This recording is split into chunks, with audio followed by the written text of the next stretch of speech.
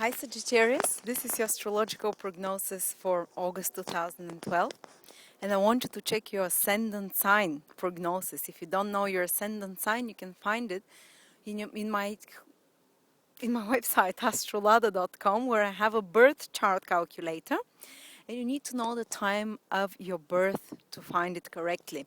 And please listen for the prognosis of that sign. And if nothing, if when you listen to your sun sign, everyone knows their sun sign. If you're born part of December and part of November, your sun sign was in Sagittarius, as you know.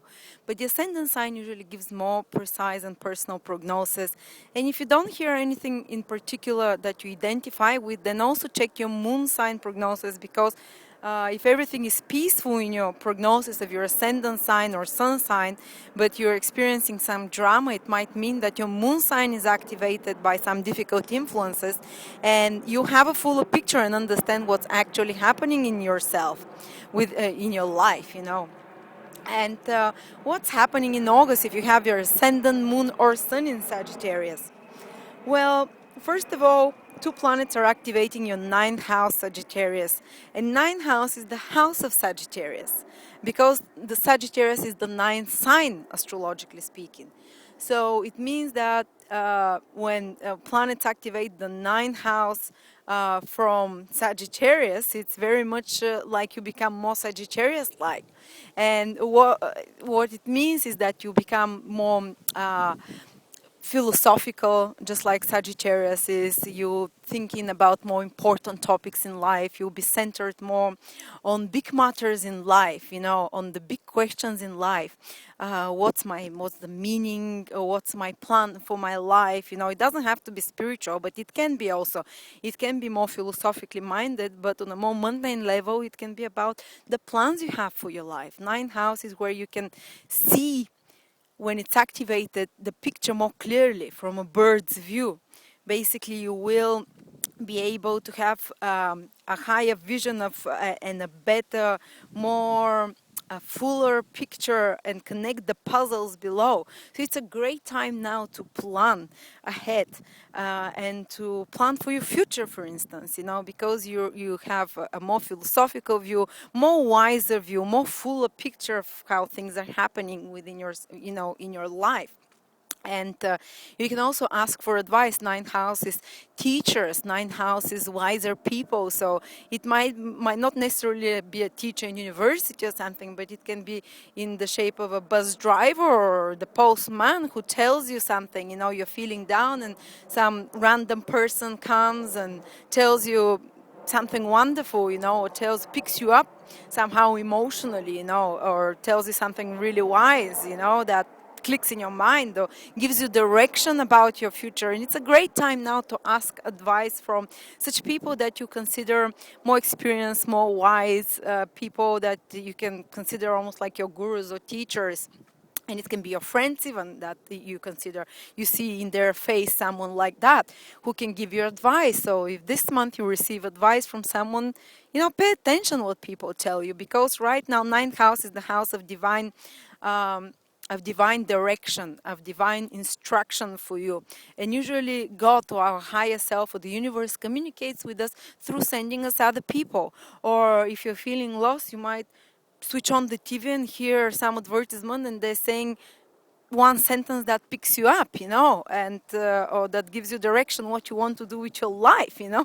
It can just focus you. There is this energy this month for you, Sagittarius, which can be, almost like a divine inspiration for you, or for like a divine direction from above for you, or a direction from a person that you respect, or from a random person that comes to you. I hope you get what I'm meaning. But you also have this inner teacher within yourself, your higher self. You're more in connection, more connected to that higher, wiser self within yourself. So that's why it's a great time to plan, and that's why it's a great time to look at your life and to consider what's important for you, for the future, or for what you're going to do ahead. The ninth house is house of faith and hope. So you'll be feeling more hopeful and faithful, not faithful as in relationship, but you'll be feeling more like there is meaning in your life, like you feel more connected to what you're doing, to the purpose in your life. Ninth house is the house of purpose as well, on a more understandable word for people who are not so spiritually minded. For more spiritual people, it will be maybe a moment where you feel more connected to your higher self, to God, to like you're being directed by God where to go. But on a more mundane level, it's you feel purposeful. You feel like, oh, that's what I want to do, and you start taking actions in that direction. And that's why ninth house on a mundane level rules education, because when you know what you want to do, you go and you study this thing. And that's why it can be a focus for you this month as well, for studies, or to decide what you want to study ahead, maybe starting some course, so it's very I consider it a very, astrologically, the ninth house is the best house, and it's being activated for you. All this faith, hope, clarity about your purpose and your direction in life. Somehow faith will give you things, or will send you people who will tell you something or give you something that will put you on the right path, on the more meaningful path in your life that you feel connected to. Um, and on a mundane level, again, ninth house is travels, because you expand your mind through traveling, through meeting new people, through meeting new cultures. And again, this can be something that is active for you this month, foreigners or people from another culture that expand your vision, that expand your understanding. And it's a great time to learn, to read something more philosophical, more deeper,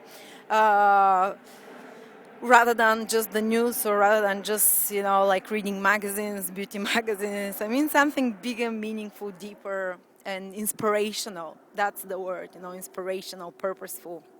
And in your actions also, you're feeling more purposeful. And on a mundane level, Venus is also in your eighth house, and eighth house is a house of intimacy, deep intimacy, way where you let down your barriers and you let another person. This even if you're worried of, where you disregard your vulnerabilities and you let another person in. And Venus is a gentle planet, so it will help you be more open to another person, to share intimately with that person, just for 1 month. It's not a very long experience, but you might feel that you're connecting on a sexual and intimate level better with your partner. Eighth house is sharing with another person.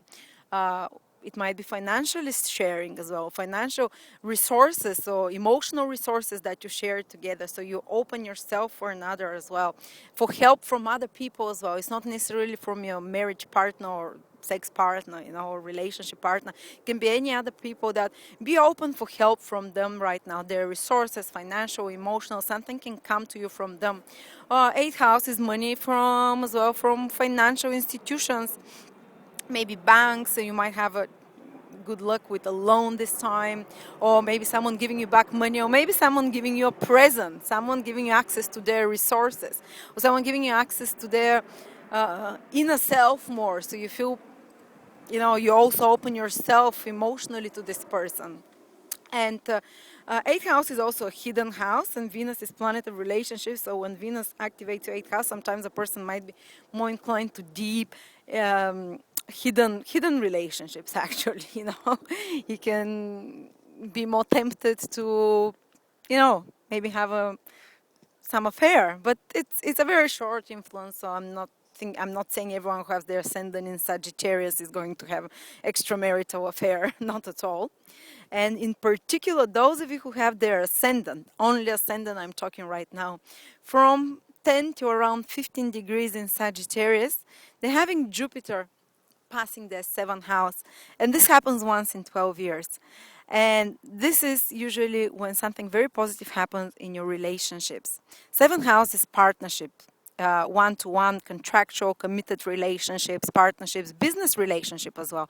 So some of you might go into a business relationship if your ascendant is from 10 to 15 degrees in Sagittarius. Some of you might meet a very important person in your life who's going to help you. Basically, some of you might meet their soul partner right now, or important relationship that makes you happy, that's supportive of you, because Jupiter is a benefic planet, so it brings positive experiences in relationships. Some of you, their love life will be more intense and than normal, more positive. And Jupiter has healing influences, so if you have some broken relationship, you can heal it right now in this period. Also, you can, as I said, business relationship can be formed. Seventh house is also your clients, people you work with and you exchange services with. So if you have your own business, so if you're into a service business or consulting business or astrology business like me, or trading business, it can be a very, very good month for you. You know, something good happening in business. Seventh house, even though its relationship is very much business oriented and very much, especially if you own your business or if you work one-to-one with other people, trading or something. So good luck, you know, you have positive experiences. On the whole, the month is quite good. I don't see any difficult influences on Sagittarius. If anything, as I said, dramatic is happening to you, maybe it's coming from your ascendant, maybe it's coming from your moon or sun sign, you know. So check the three of them. Thank you so much, Sagittarius. And I will see you in September.